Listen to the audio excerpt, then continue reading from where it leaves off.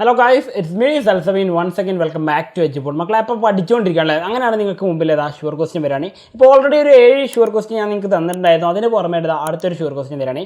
പരീക്ഷയ്ക്ക് നിങ്ങൾക്ക് ചോദിക്കാൻ ചാൻസ് ഉള്ള ഏറ്റവും മോസ്റ്റ് ഇമ്പോർട്ടൻ്റ് എന്ന് വെച്ച് കഴിഞ്ഞാൽ അതിൽ ഞാൻ ഒന്ന് പറയുന്നതാണ്. വേറെ ഒന്നുമല്ല, പൈ ഡയഗ്രം. ഏതാണ്? പൈ ഡയഗ്രം അല്ലേ?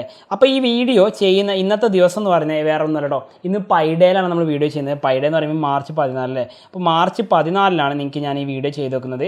അപ്പോൾ പൈ ഡേയിലാണ് പൈ ഡയഗ്രത്തെക്കുറിച്ച് പഠിക്കുന്ന ഒരു പ്രത്യേകത കൂടി ഇതിനുണ്ട്. അപ്പോൾ എന്താണ് പൈ ഡയഗ്രം ചെയ്യാൻ വേണ്ടി നിങ്ങൾ ആദ്യം പഠിച്ചുകൊണ്ടൊരു കാര്യം നോക്കാം. അപ്പോൾ നമുക്കൊരു ക്വസ്റ്റ്യൻ ഞാൻ ആദ്യം തന്നിട്ടുണ്ട്. ക്വസ്റ്റ്യൻ ഇതാണ്: there are 60 students in A class. ഒരു ക്ലാസ്സിൽ 60 കുട്ടികളുണ്ട്. ഈ കുട്ടികളുടെ റിസൾട്ട് അവർക്ക് എക്സാമിന് കിട്ടിയ മാർക്ക് വെച്ചിട്ട് അവരുടെ റിസൾട്ട് തന്നിട്ടുണ്ട്. ഫസ്റ്റ് ക്ലാസ്സും കാര്യങ്ങളൊക്കെ പറഞ്ഞിട്ട് തന്നിട്ടുണ്ട്. അത് വെച്ച് നമ്മളോട് എന്താ പറയല്ലേ, ഒരു പൈ ഡയഗ്രം തയ്യാറാക്കാനാണ് പറയല്ലേ. അപ്പോൾ പൈ ഡയഗ്രത്തെ കുറിച്ച് പറയുമ്പോൾ ആദ്യം അവസാനം നിങ്ങൾ മനസ്സിലാക്കേണ്ട കാര്യം, പൈ ഡയഗ്രം എന്ന് പറയുന്നത് നമ്മളൊരു വട്ടത്തിലാണ് കാണിക്കുക അല്ലേ? ഒരു സർക്കിളാണ് നമ്മൾ കാണിക്കുക. ആ സർക്കിൾ നമ്മൾ എന്ത് ചെയ്യും? ഓരോന്നായിട്ട് സ്പ്ലിറ്റ് ചെയ്യും അല്ലേ? ഓരോ ഭാഗങ്ങളായിട്ട് നമ്മളിങ്ങനെ മുറിച്ചിട്ടാണ് എന്ത് ചെയ്യുക, അതിനെ സ്പ്ലിറ്റ് ചെയ്തിട്ടാണ് നമ്മൾ എന്ത് ചെയ്യുക, ഇത് കാണിക്കാറുള്ളത്. അപ്പോൾ പൈ ഡയഗ്രം എന്ന് പറഞ്ഞാൽ സിമ്പിളായിട്ടുള്ള ഒരു കാര്യം തന്നെയാണെന്നുള്ള കാര്യം ഓർമ്മയിൽ വെക്കാം. അപ്പോൾ ഇങ്ങനെ പഠിക്കുന്നതാണ് എന്ത് പൈ ഡയഗ്രം എന്ന് പറയുന്നത് അല്ലേ? അപ്പോൾ ഇങ്ങനെ ചോദ്യം തന്നു കഴിഞ്ഞാൽ നമ്മൾ ആദ്യം ചെയ്യേണ്ട കാര്യം, ഇപ്പോൾ ഇവിടെ തന്നിട്ടുണ്ട് എന്താണ് നമ്മൾ ആകെ ചെയ്യേണ്ട സ്റ്റെപ്പുകൾ ഞാൻ പറഞ്ഞാൽ. ഫസ്റ്റ് സ്റ്റെപ്പ് എന്ന് പറഞ്ഞു കഴിഞ്ഞാൽ തന്നിരിക്കുന്നവർ നോക്കണേ. ഒന്നാമത്തെ സ്റ്റെപ്പാണ് പറഞ്ഞത്. ഫസ്റ്റ് സ്റ്റെപ്പ് എന്ന് പറഞ്ഞാൽ തന്നിരിക്കുന്നത് നമ്മൾ എന്ത് ചെയ്യുക, ഫസ്റ്റ് പെർസെൻറ്റേജ് കാണുക. എന്താണ്? തന്നിരിക്കുന്ന ഡാറ്റയിൽ പെർസെൻറ്റേജ് ആണ്. ഇപ്പോൾ ഇവിടുത്തെ ചോദ്യത്തിൽ നിങ്ങൾക്ക് എന്താണ് ഡയറക്റ്റ് പെർസെൻറ്റേജ് ആയിട്ട് തന്നിട്ടുണ്ട് അല്ലേ? 35%, 45%, 15%, 5%, മൊത്തം കൂട്ടിയാൽ 100% ആയിരിക്കും ഉണ്ടാവുക. അപ്പോൾ പെർസെൻറ്റേജ് ആയിട്ട് തന്നിട്ടുണ്ടാവും. അല്ലെങ്കിൽ പെർസെൻറ്റേജ് നമ്മൾ കണ്ടുപിടിക്കണം. ഇനി രണ്ടാമത്തെ സ്റ്റെപ്പാണ് അതിൽ ഇമ്പോർട്ടൻ്റ് ആയിട്ടുള്ള സ്റ്റെപ്പ് എന്ന് പറയുന്നത്. സ്റ്റെപ്പ് 2 എന്ന് പറയുന്നത് എന്താണ്? ആംഗിൾ കണ്ടുപിടിക്കുക. എന്താണ്? ആംഗിൾ കണ്ടുപിടിക്കുക. ഇനി സ്റ്റെപ്പ് 3 എന്ന് പറഞ്ഞാൽ എന്താണ്? സ്റ്റെപ്പ് 3 എന്ന് പറഞ്ഞാൽ വളരെ സിമ്പിളാണ്. സ്റ്റെപ്പ് 3 വേറെ ഏതുമല്ല. സ്റ്റെപ്പ് 3 വളരെ ഈസി ആയിട്ട് പറയാൻ കാരണം നമ്മൾ എന്ത് ചെയ്താൽ മതി, പിക്ചർ നമ്മൾ എന്ത് ചെയ്താൽ വരച്ചാൽ മതി. ഓക്കെ, അപ്പോൾ ഈ 3 സ്റ്റെപ്പിൽ നിങ്ങൾക്ക് എത്ര മാർക്ക് കിട്ടാൻ പോകുന്നത്? പരീക്ഷയ്ക്ക് 3 അല്ലെങ്കിൽ 4 മാർക്കാണ് കിട്ടാൻ പോകുന്നത് കേട്ടോ. അപ്പോൾ എന്താണ് ഇത് ചെയ്യേണ്ടതിൻ്റെ കാര്യം നമുക്ക് ആദ്യം പറയാം. അപ്പോൾ നോക്കിക്കോളൂ, ഫസ്റ്റ് ഓഫ് ഓൾ നോക്കേണ്ട കാര്യം എന്ന് പറയുന്നത് നമ്മൾ ആദ്യം പെർസെൻറ്റേജ് കാണാനാണ് പറഞ്ഞല്ലേ. അപ്പോൾ പെർസെൻറ്റേജ് കാണാനുള്ള ഇക്വേഷൻ, നമ്മൾ പെർസെൻറ്റേജ് കാണാനുള്ള ഇക്വേഷൻ എന്ന് പറയുന്നത് ഞാൻ ആദ്യം പറഞ്ഞിരുന്നു. നോക്കിക്കോളൂ, ഇവിടെ ക്വസ്റ്റ്യൻ ആൻസർ ഞാൻ കൊടുത്തിട്ടുണ്ട് എങ്ങനെ ചെയ്യേണ്ടതെന്ന് നോക്കിക്കോളൂ. പെർസെൻറ്റേജ് കാണാൻ നമ്മൾ എന്ത് ചെയ്യേണ്ടത്, നമുക്ക് തന്നിരിക്കുന്ന നമ്പർ ഉണ്ടാവില്ലേ, ആ നമ്പർ നമ്മൾ എന്ത് ചെയ്യുക, ടോട്ടൽ കൊണ്ട് ഡിവൈഡ് ചെയ്യുക. എന്നിട്ട് 100 കൊണ്ട് മൾട്ടിപ്ലൈ ചെയ്ത് നമുക്ക് എന്ത് കിട്ടും? പെർസെൻറ്റേജ് കിട്ടും. ഓക്കെ, ഇനി ആംഗിൾ കാണാനാണെങ്കിൽ ആംഗിൾ കാണാൻ നമ്മൾ ചെയ്യേണ്ട കാര്യം പറഞ്ഞാൽ നമ്മൾ എന്ത് ചെയ്താൽ മതി, ആംഗിൾ കാണാൻ വേണ്ടി ആംഗിൾ കാണാൻ എന്ത് ചെയ്താൽ മതി, പെർസെൻറ്റേജ് നമ്മൾ എന്ത് ചെയ്യുന്നു, 3.6 കൊണ്ട് ഗുണിച്ചാൽ മതി. എന്താണ് 3.6? ഇത് ഷോർട്ട് കട്ടാണ് പറഞ്ഞത്, വേറെ ഒന്നുമല്ല. ഇത് നമ്മുടെ ഷോർട്ട് കട്ട് മെത്തേഡിലാണ് പറഞ്ഞിട്ടുള്ളത്.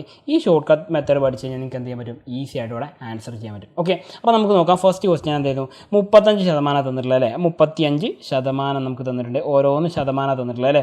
15%, ദെൻ 5%. അപ്പോൾ ഫസ്റ്റ് ക്ലാസ് പാസ്സായ 35% ആൾക്കാരുണ്ട്. സെക്കൻഡ് ക്ലാസ് പാസ്സായ 45% ആൾക്കാരുള്ളത്. തേർഡ് ക്ലാസ് പാസ്സായ 15ആണ്. ഫെയിലായത് 5 പേരുള്ളത് അല്ല, 5% ആൾക്കാരുള്ളത്. അപ്പോൾ 60 പേരെ നമ്മൾ എന്ത് ചെയ്തു, ആദ്യം നമ്മൾ അവരുടെ എണ്ണം കണ്ടെത്തേണ്ട കാര്യമൊന്നുമില്ല. ഇനി നിങ്ങൾ കണ്ടെത്തേണ്ടത് സെൻട്രൽ ആംഗിൾ കാണാൻ വേണ്ടത്. അപ്പോൾ ഈ ഒരു ക്വസ്റ്റ്യൻ ചെയ്ത് വെച്ചിരിക്കുന്ന മെത്തേഡ് ഇതാണ്. ഈ ഒരു മെത്തേഡല്ല, നമുക്കിത് വേറെ മെത്തേഡിൽ ചെയ്ത് നോക്കാം. ഞാൻ പറഞ്ഞ മെത്തേഡ് ഇതാണ്. ആദ്യം നമുക്ക് എന്ത് ചെയ്യാം, ഓരോ ക്ലാസ്സുകൾ എഴുതിക്കാം. ഓക്കെ ആണല്ലോ, നോക്കണേ. അപ്പോൾ ഫസ്റ്റ് ക്ലാസ് പാസ്സായവർ എത്ര പേരുണ്ട്? ഫസ്റ്റ് ക്ലാസ് പാസ്സായത് 35% ആൾക്കാരാണ്.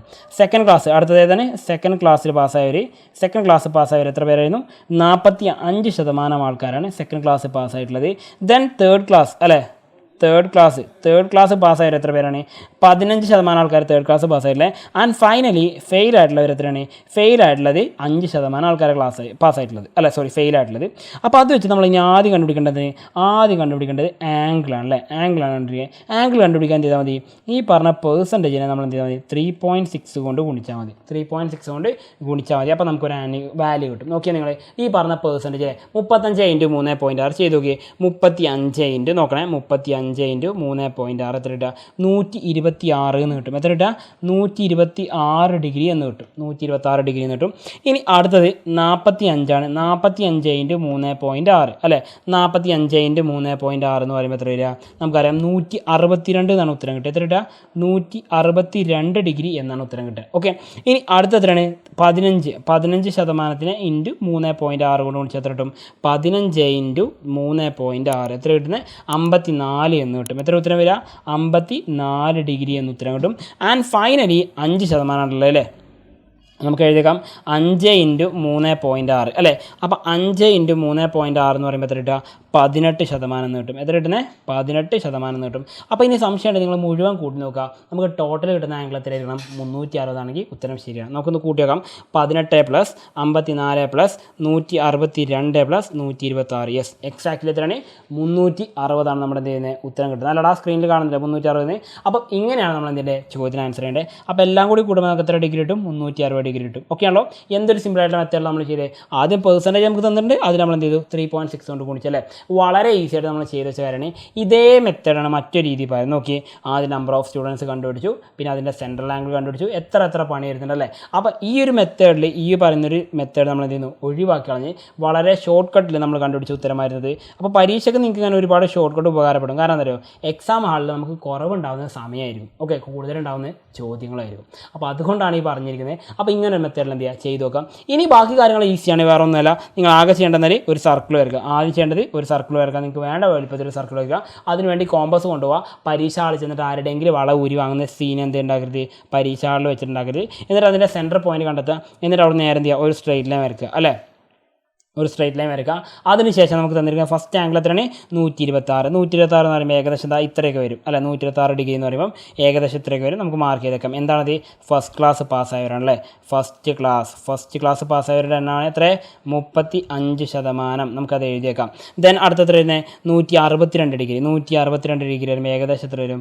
ഏകദേശം ഈ ഒരു റേഞ്ച് ആയിരിക്കും ഉണ്ടാവും തോന്നുന്നു. ഓക്കെ, അപ്പോൾ 162 ഡിഗ്രിയാണ് സെക്കൻഡ് ക്ലാസ് ഉള്ളത്. അത് നമുക്ക് എഴുതിയേക്കാം. സെക്കൻഡ് ക്ലാസ് പാസ്സായവർ എത്രയാണ്? 45% ആൾക്കാരാണുള്ളത്. അത് എഴുതി വെച്ചു.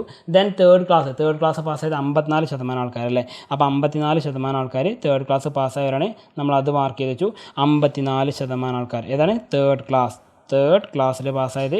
ഈ പറഞ്ഞ എത്രയാണ്? നമുക്കറിയാം 15% ആൾക്കാരാണ് തേർഡ് ക്ലാസ് പാസ്സായത്, 54 പേര്. ലാസ്റ്റ് ഫെയിൽ ആയത് എത്രയാണ്? ഫെയിൽ ആയവരുടെ എണ്ണം നമ്മളോട് കൊടുത്തിട്ടുണ്ട് 5% കൊടുത്തിട്ടുണ്ട്. ഓക്കെ ആണല്ലോ. ഇത്രയുള്ള ചെയ്യേണ്ട കാര്യം. ഇത്രയും ചെയ്ത് കഴിഞ്ഞാൽ നമുക്ക് എന്ത് ചെയ്യും? ആൻസർ കിട്ടി കഴിയും. ഇനി നിങ്ങൾക്ക് ഇങ്ങനെ ചെയ്യാൻ ബുദ്ധിമുട്ടാണ്. നിങ്ങൾ ചെയ്യേണ്ട കാര്യം കുറച്ച് വൃത്തിക്ക് വേണ്ടി നമുക്ക് എന്ത് ചെയ്യാം? ഈ സാധനമൊക്കെ ഉള്ളിൽ എഴുതുന്നതിന് പകരം ഒറ്റ കാര്യം ചെയ്താൽ മതി. ഇതൊക്കെ നമ്മൾ എന്ത് ചെയ്യുക? പുറത്ത് കൊണ്ടുപോയിട്ട് എഴുതുക എന്ന് പറയുമ്പോൾ വളരെ ഈസിയാണ്. നോക്കിക്കോണേ എങ്ങനെ സംഗതി ഞാൻ കാണിച്ചാൽ നോക്കിക്കോട്ടോ. നമ്മളിപ്പോൾ ഉള്ളിൽ വരച്ച കാര്യം പുറത്തേക്ക് എഴുതാമെന്ന് പറയുമ്പം ഓരോന്നെടുത്ത് എഴുതിയേക്കുക. ഫസ്റ്റ് ക്ലാസ് എന്ന് പറഞ്ഞിട്ട് എഴുതിയേക്കുക. ഫസ്റ്റ് ക്ലാസ് എത്രയാണ്? 35% അങ്ങനെ എഴുതിയേക്കുക. ദെൻ സെക്കൻഡ് ക്ലാസ് എന്ന് പറഞ്ഞിട്ട് എത്രയാണ്? 45%. ദെൻ എന്താണ്? തേർഡ് ക്ലാസ് നമുക്കറിയാൻ എത്രയാണ്? 15%. ആൻഡ് ഫൈനലി ഫെയിൽ ആയവരെത്രയാണ് എന്ന് വെച്ച് കഴിഞ്ഞാൽ അത് എഴുതിയേക്കുക. ഓക്കെ ആണല്ലോ. 5%. അപ്പോൾ ഇത്രയും ചെയ്ത് കഴിഞ്ഞാൽ നിങ്ങൾക്ക് എന്ത് പറ്റും? നല്ലൊരു മാർക്ക് സ്കോർ ചെയ്യാൻ പറ്റും. അപ്പോൾ 3 മാർക്കിൻ്റെ ചോദ്യം പൈ ഡയഗ്രം വരെയാണ് തെറ്റിച്ച് പോയത്. ഒന്നുകിൽ നിങ്ങൾക്ക് പൈ ഡയഗ്രം ചോദിക്കും, അല്ലെങ്കിൽ ബാർ ഡയഗ്രം ചോദിക്കുക. അപ്പോൾ പൈ ഡയഗ്രം എങ്ങനെ ചെയ്യണം എന്നുള്ളൊരു ക്വസ്റ്റ്യനാണ് ഇവിടെ കൊടുത്തിട്ടുള്ളത്. അങ്ങനെയാണ് നിങ്ങൾക്ക് ഞാൻ ഒരു ഹോംവർക്ക് ആയിട്ട് തരാണ്. ഇവിടെ ഉത്തരം കൊടുത്തിട്ടുണ്ട് കേട്ടോ. ഹോംവർക്ക് തരണമെന്ന് എഴുതിയാണ് പോട്ടെ. അപ്പോൾ ഒരു പരീക്ഷയ്ക്ക് ക്ലാസ്സിൽ കിട്ടിയ കുട്ടികളുടെ മാർക്കാണ് കൊടുത്തിട്ടുള്ളത്.